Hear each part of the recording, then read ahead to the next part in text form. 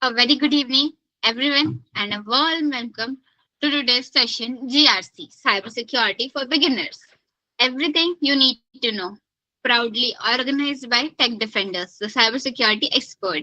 In this session, we warmly demystify governance, risk, and compliance, one of the most critical pillars of modern cybersecurity, covering core fundamental risk management and compliances frameworks to help you build a solid foundation in field. During this session, you will learn core fundamental of GRC, understand how organization assess and manage cybersecurity risk, explore critical compliance frameworks, and discover everything you need to know to build a solid foundation in this high demand field. Before we begin, please note a few important guidelines regarding this session and e-certificates. You must maintain at least 75% of attendance during the live session. You must complete the post-assessment form shared at the end of the webinar. Please ensure the complete form on the time, as the certificate link only valid until tonight at 12 a.m. After that, the link will be deactivated. If you have noted the guideline and are exciting to get started, type ready in the chat box.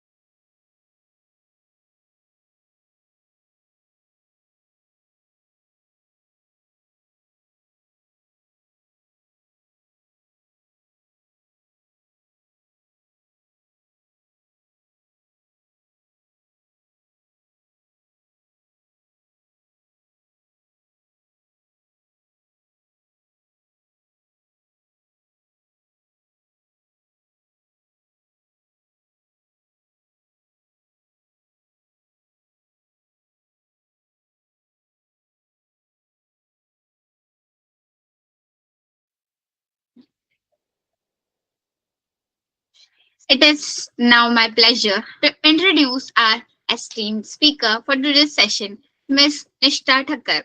Ms. Nishtha Thakkar holds an MSc in Cybersecurity from Manipal University, Jaipur, and brings valuable real world experience as a former GRC executive.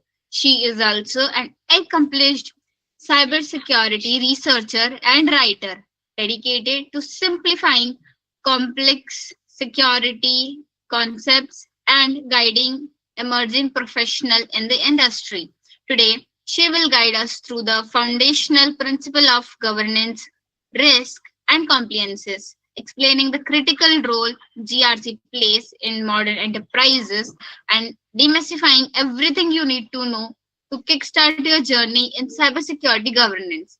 We are delighted to have you with us today, ma'am.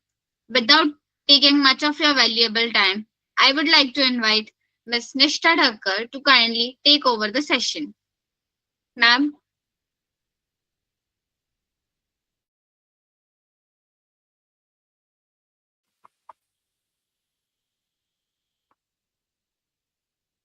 Hello, good evening. Good evening, ma'am. Hi. So, thank you so much for having me here today. I thank the entire team of Tech Defenders for setting this up, and I also appreciate your warm welcome.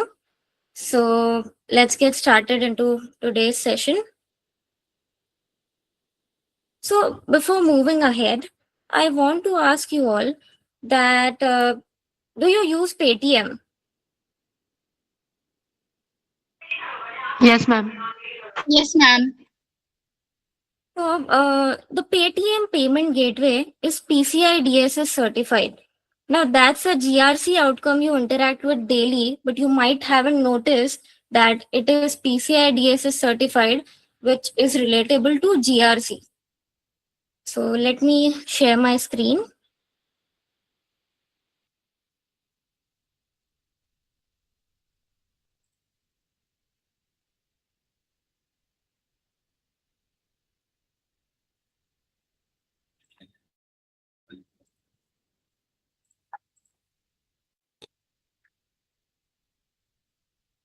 So, it is visible, right?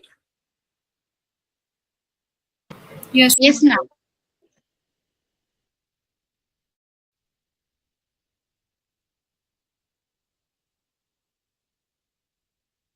Okay.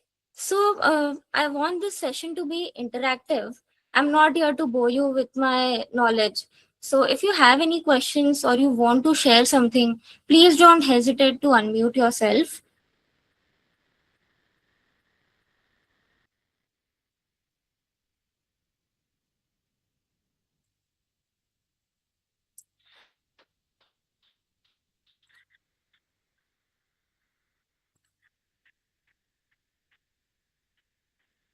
Okay. So, our today's session is on GRC for beginners. So today we'll be covering topics like introduction, that is basics of GRC, all about risk assessment, the most important part, that is documentation, which will cover policies, procedures, standards.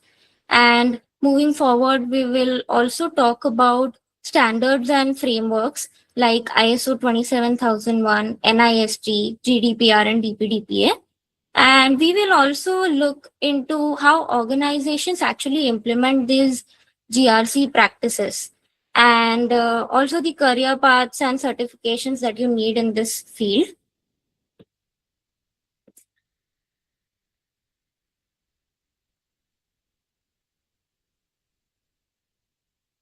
So, the three pillars of GRC, just a second.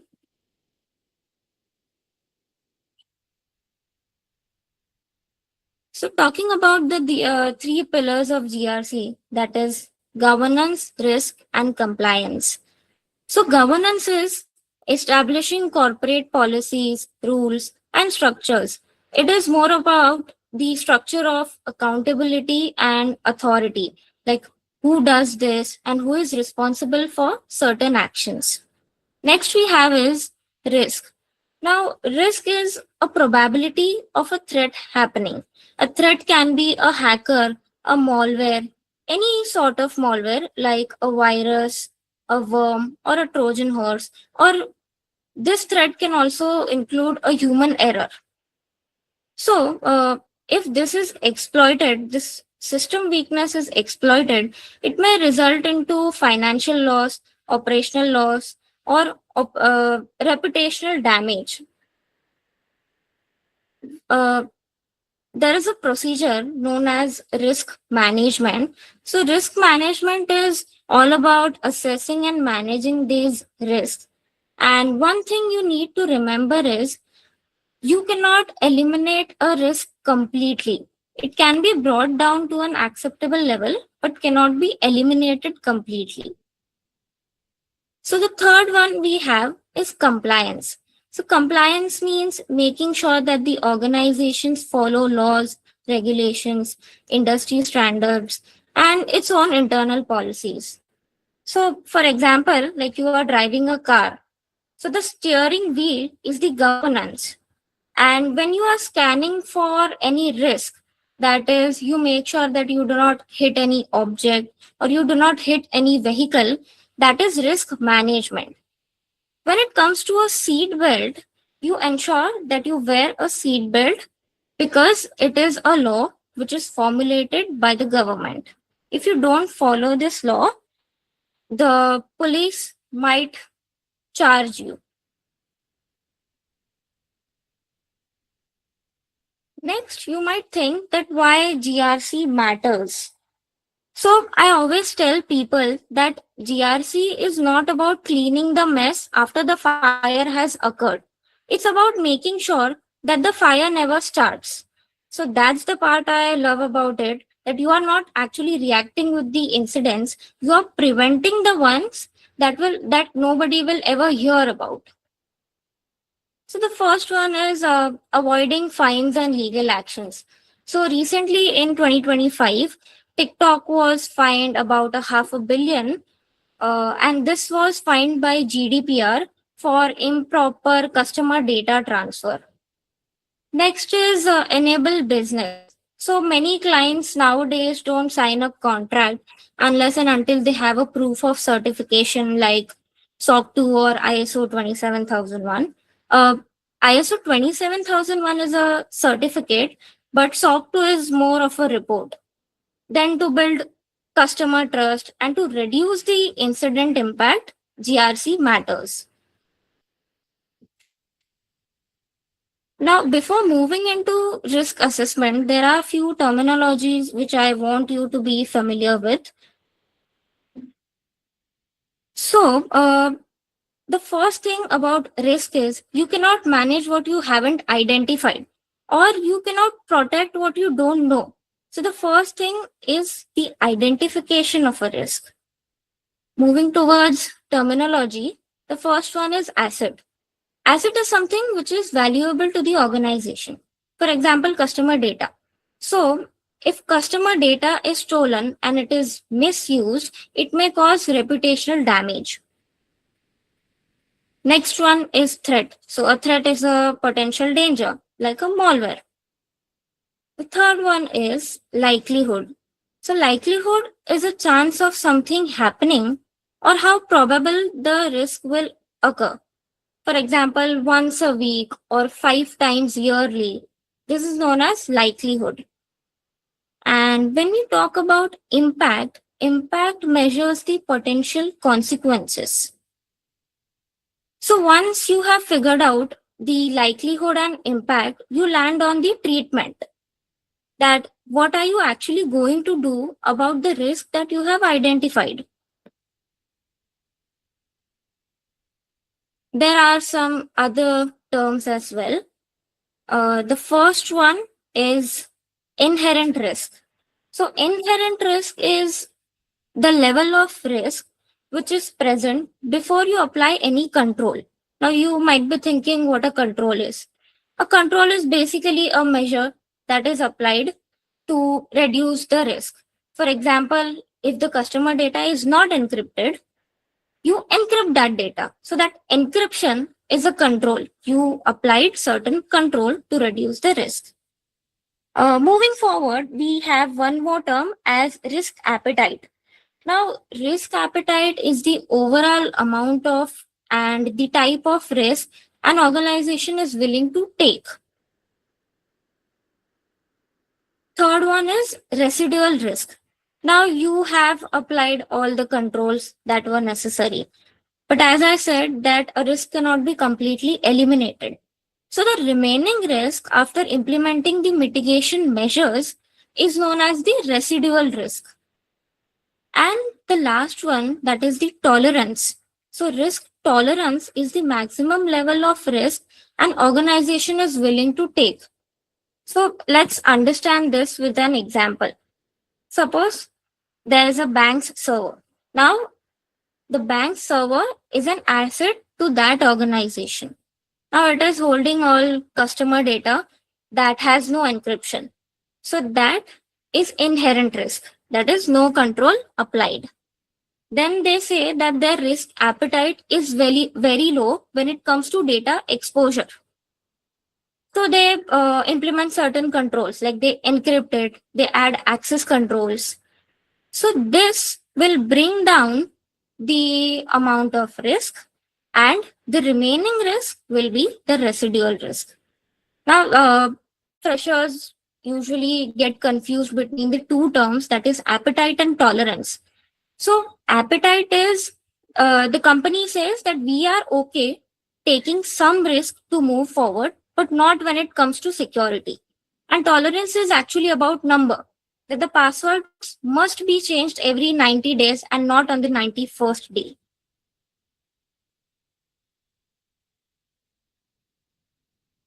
Now let's walk through the actual risk assessment cycle.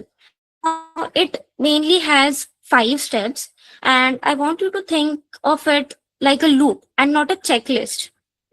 So step 1 is to identify. So like I said before, you need to identify what you want to protect.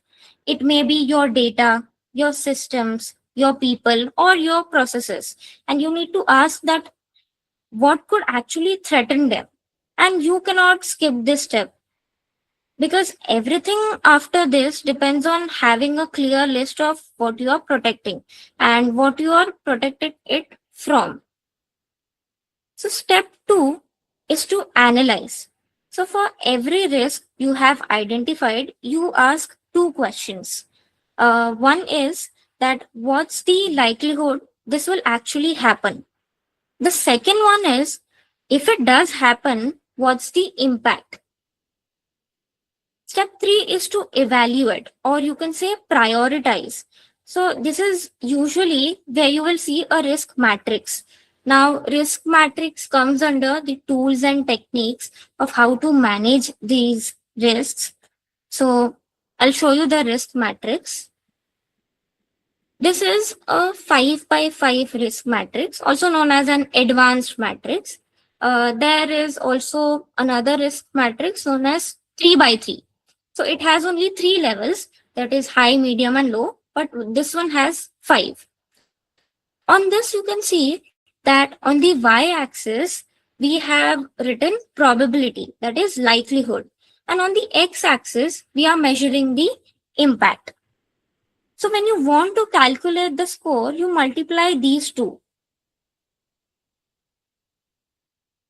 So now why this step matters? Because no organization has infinite time or budget.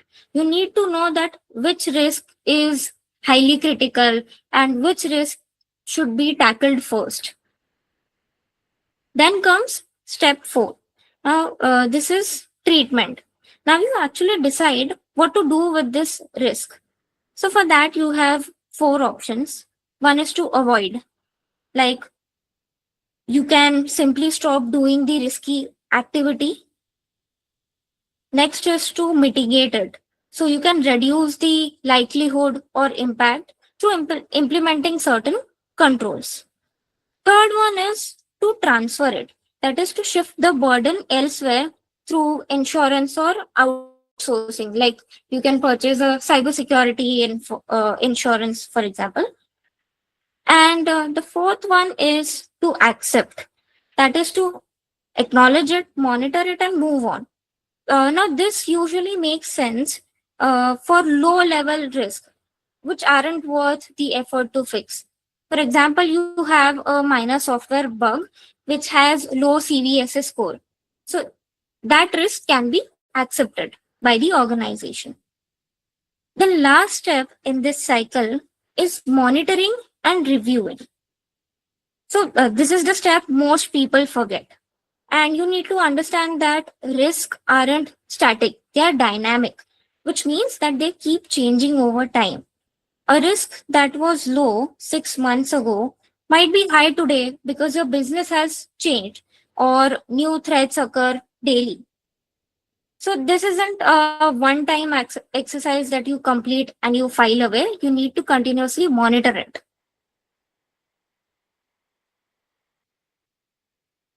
So these are some risk categories, like strategic risk. So it affects the long-term goals and direction of the organization. Operational risk. It means it will hinder the day-to-day processes and systems. The third one is financial risk. It may cost something. The fourth one is compliance. That is, if you fail to meet a certain regulation or a law, it may result into penalty, which in turn causes financial risk. And the last one is the reputational damage. So, as I said earlier, uh, we also talked about TikTok, that it was fined by GDPR for improper data transfer. So this causes reputational damage. And because of this, uh, customers don't trust your organization. Further, we have some tools and techniques which are used for risk management. So the first one is risk matrix. I already showed you the risk matrix. This is the one, 5 by 5.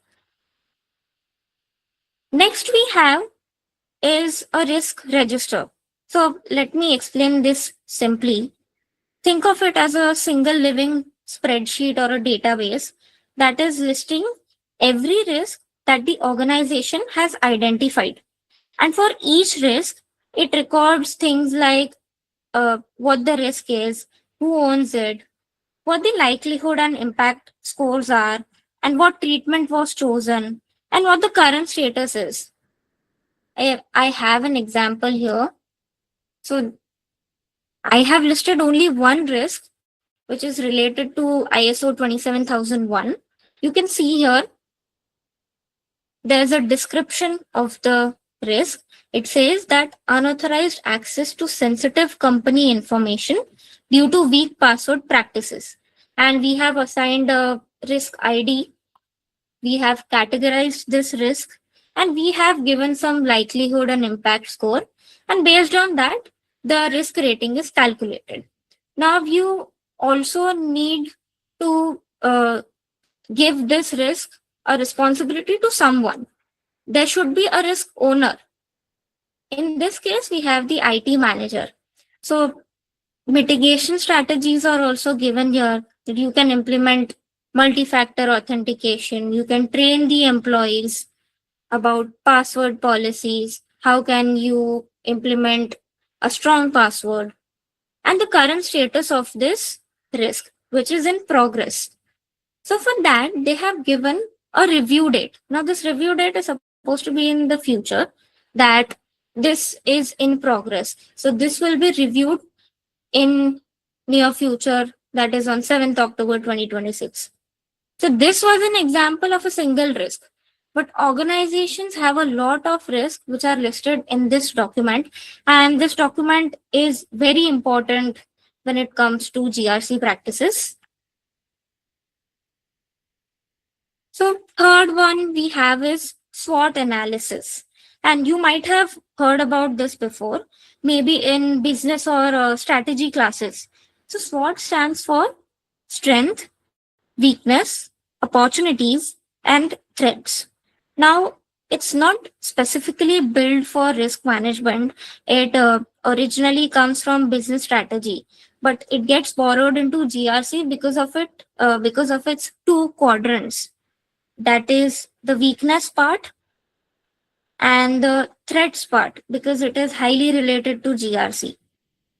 So when a leadership team sits down to think strategically, SWOT gives them a simple one-page way to surface these risks without needing a full formal risk assessment process. And the last one is GRC softwares. So nowadays, everything is automated. There are a lot of GRC softwares available in the market. Uh, Examples are given here. ServiceNow, Vanta, Drata, these are for continuous monitoring. Now, we have another term as ERM, that is Enterprise Risk Management. Now, this is a strategic approach to identifying and mitigating these risks. You can see that COSO ERM, NIST RMF, and ISO 31000, these principles are designed that promote effective risk management practices.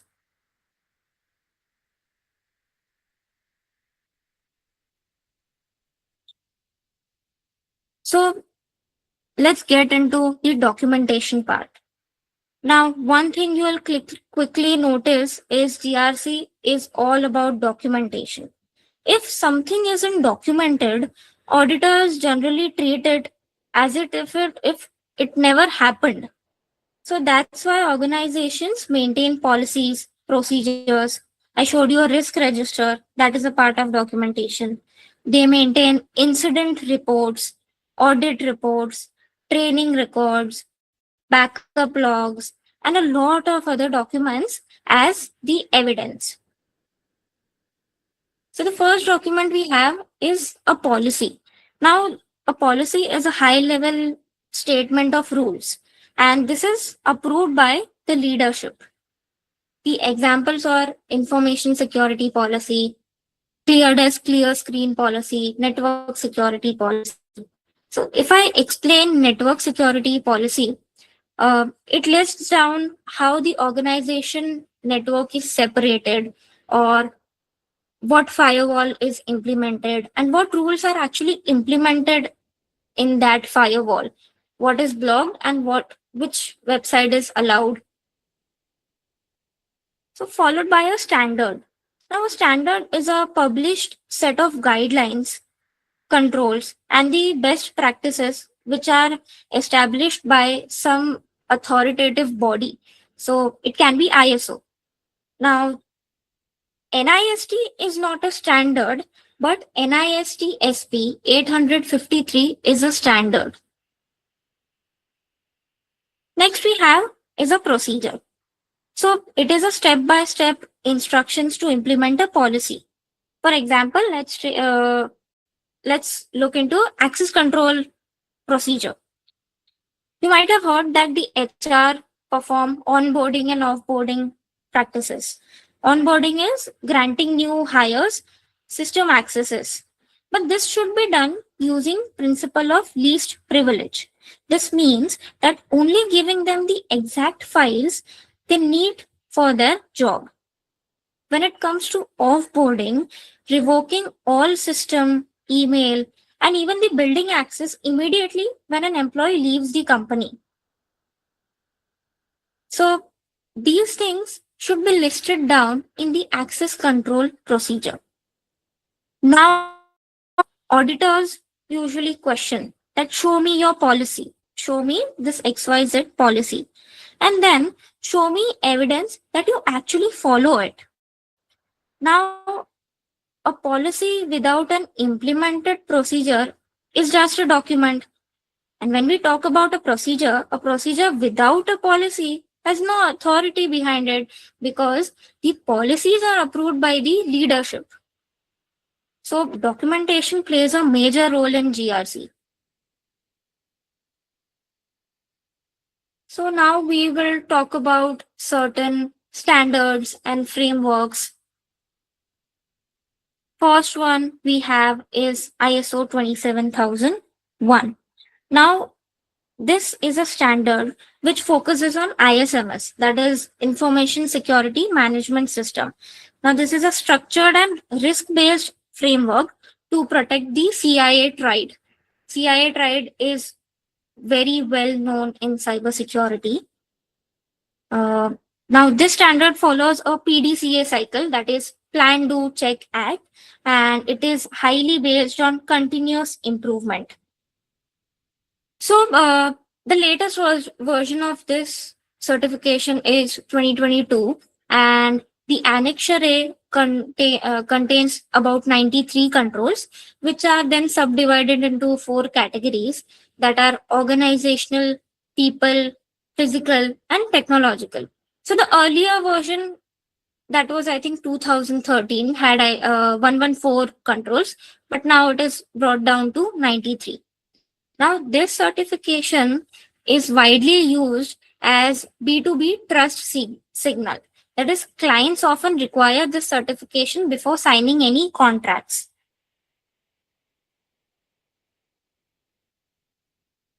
So let's talk about the certification cycle of ISO 27001.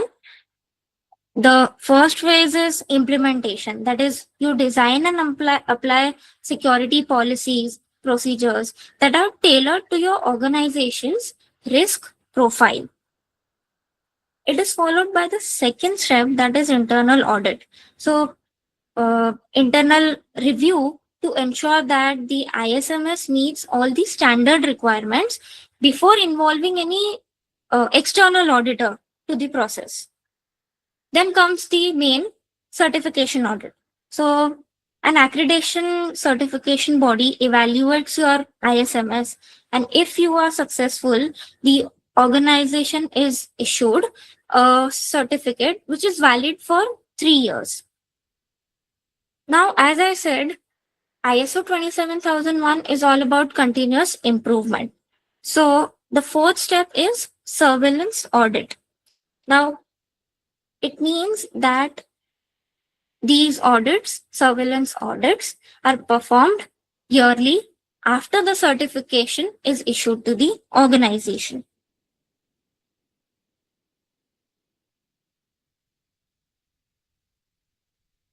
Now, there is one document in ISO 27001 that you will hear about again and again, and that's Statement of Applicability, known as SOA.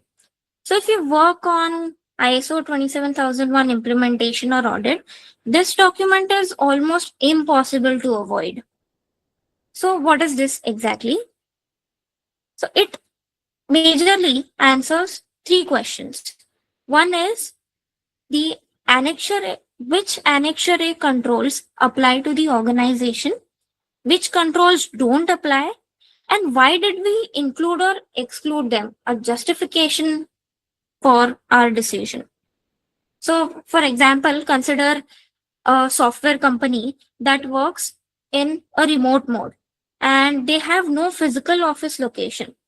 So, some physical infrastructure controls are not applicable in that case. So, the SOA documents that decision and provides the justification that why they weren't included in the process.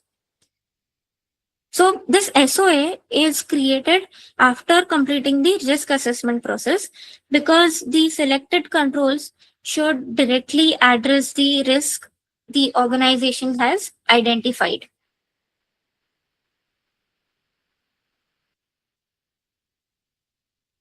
So these are also the process which are well known in GRC as well as in ISO 27001. And the first one is backup and disaster recovery. Now, this is one of the most critical controls you will find.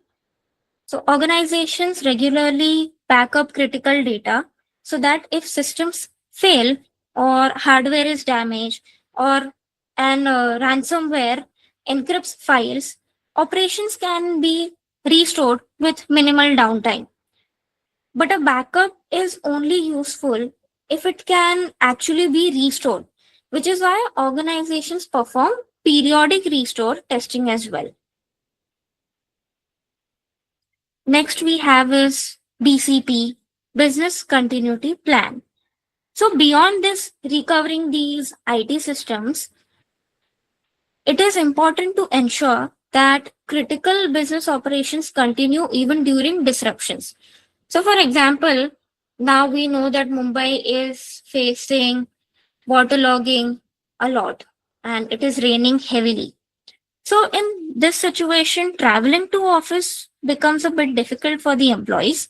And suppose the office is submerged into the water, the employees cannot go to work. So this may hinder the day-to-day problems of the organization. So in that case, BCP comes into the picture.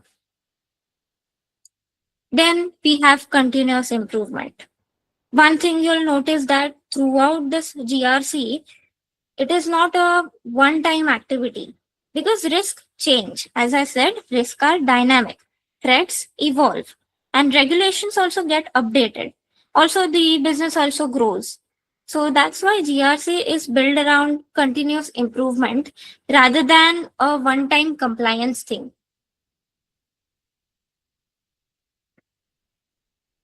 The next framework that we have is NIST, that is National Institute of Standards and Technology.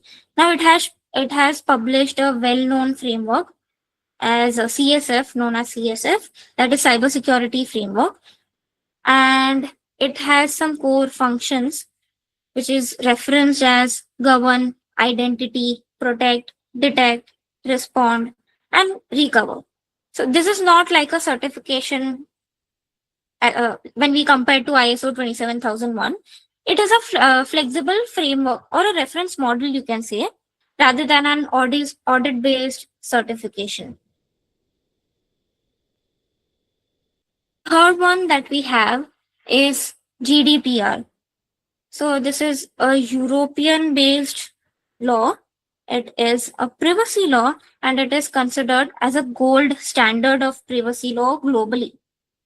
It protects personal data of individuals in the European territory, and not just the people that are in the European territory, but it also applies to the organization that are processing European citizens' data that are outside that region, regardless of where the company is based. If they are handling data of European citizens, this law applies to them.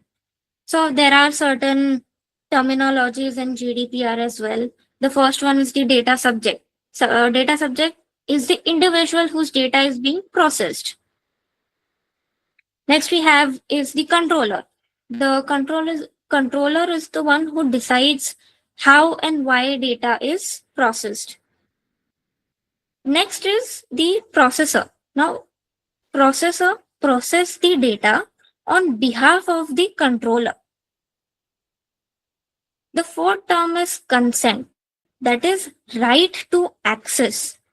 Consent is very important when we talk about laws like DPDPA and GDPR.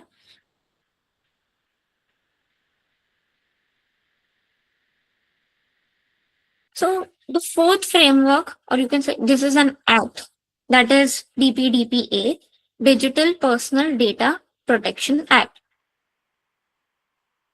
This is India's data protection law, which was enacted in August 2023. So the rules were notified in November 2025, but the remaining core operational provisions are yet to be implemented and they will be effective from May 13th. So like GDPR, there are some terms that mirror here as well. The first one is the data principle, that is whom the data belongs to, the individual. Next we have is the data fiduciary, that is the controller. The third one we have is significant data fiduciary. Now this is extra obligations for large scale processors. Significant data fiduciaries are very much responsible before they because they handle a very highly sensitive data. Now, unlike GDPR, DPDPA does not create a separate category of sensitive personal data. All personal data is treated fairly and uniformly. And penalties can steep up to INR in INR 250 crores. So now that we have discussed few acts, laws and regulations, frameworks and standards, I have tried to differentiate them. So majorly, ISO 27001 and NIST tell you about how to secure the information. And when it comes to DPDPA and GDPR, they tell you what you legally must do to protect the personal data that you are handling. So far we have covered all the well-known standards and frameworks, but there are other frameworks present like COBIT, PCI DSS, as I mentioned earlier, RBI guidelines, SEBI guidelines. Now, moving forward, we will talk about that how organizations actually implement these GRC practices.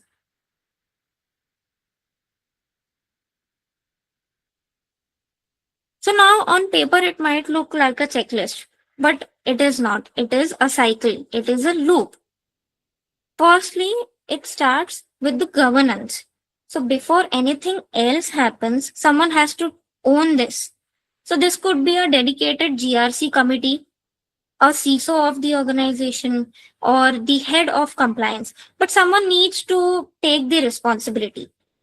And critically, before any control or policy gets written, the organization needs to sit down and actually document its risk appetite, like we discussed earlier. Risk appetite means how much risk you are willing to live with. So once the governance is in place, you move to the policies. The organization will adapt whatever the framework or the act is suitable to them, and they draft the policies accordingly. I'll give you another examples of policies. There is an acceptable use policy, data retention policy, which contains how long you should retain the data of the customers and when to delete it. So, when we talk about documentation, if an auditor points at a statements in the policy and asks, why does this exist? So the organization should be able to justify it. The statements or everything that is written into that document should be defensible. And after that, risk assessment comes into the picture. And this is where a lot of organizations get it wrong because they treat that this is a IT only exercise. But actually, it's not. You are assessing HR, that whether background checks are actually happening. You assess the finance team, that are fraud controls in place. You assess the physical security, that who can walk into this building, and do the employees or the authorized person has a valid access card to that area. Then the vendors, that is a proper risk assessment performed for the vendors. Now this is where TPRM process comes into picture. TPRM is third party risk management. So after all this, it is now time to implement these controls. For example, to implement firewall, you enable certain encryption algorithms, like we have AES 256, we have RC4, we have Diffie-Hellman algorithm. Then when we talk about administrative controls, you ensure that proper security awareness training is given to the employees.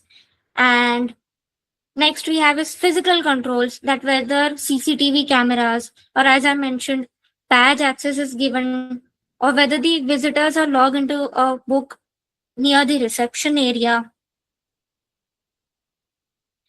Now the last step is where the most beginners forget. That is continuous monitoring.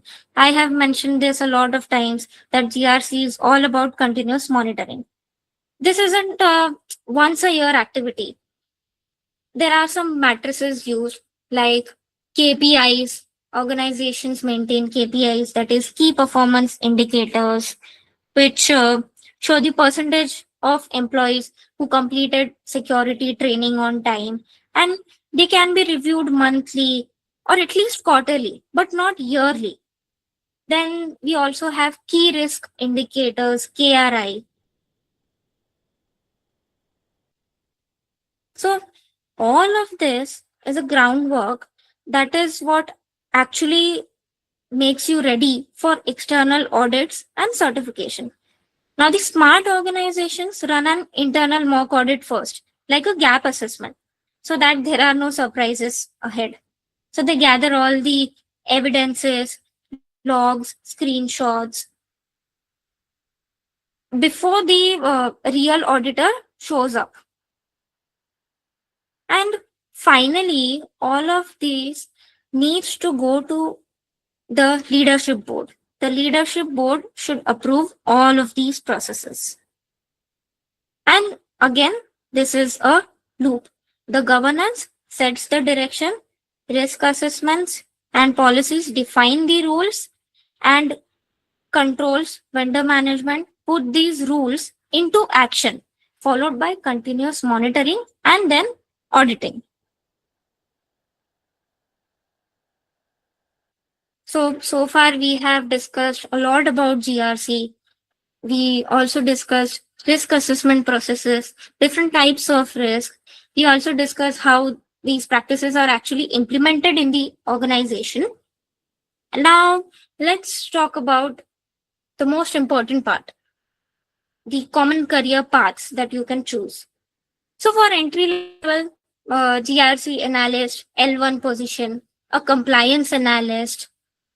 For medium level, we have information security analyst or an officer or risk analyst officer, followed by the seniors, that is the CISO of the company or the chief technological officer or the chief risk officer.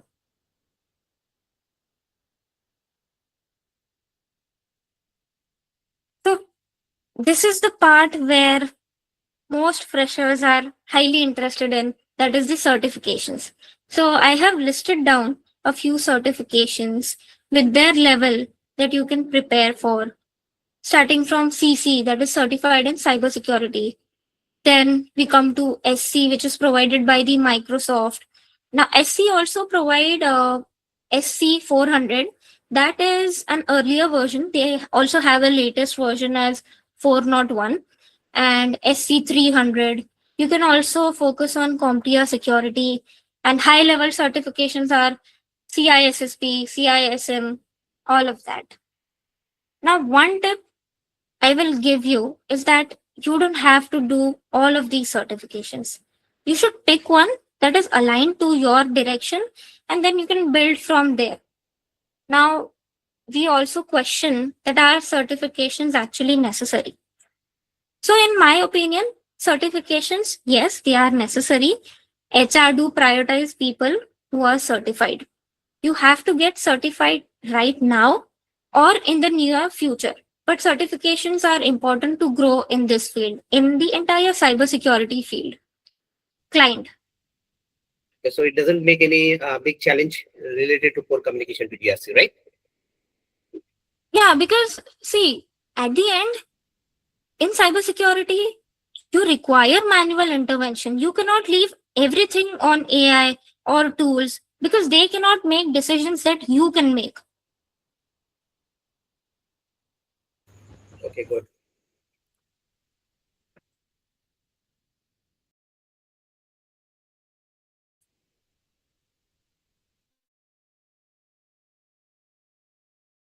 For your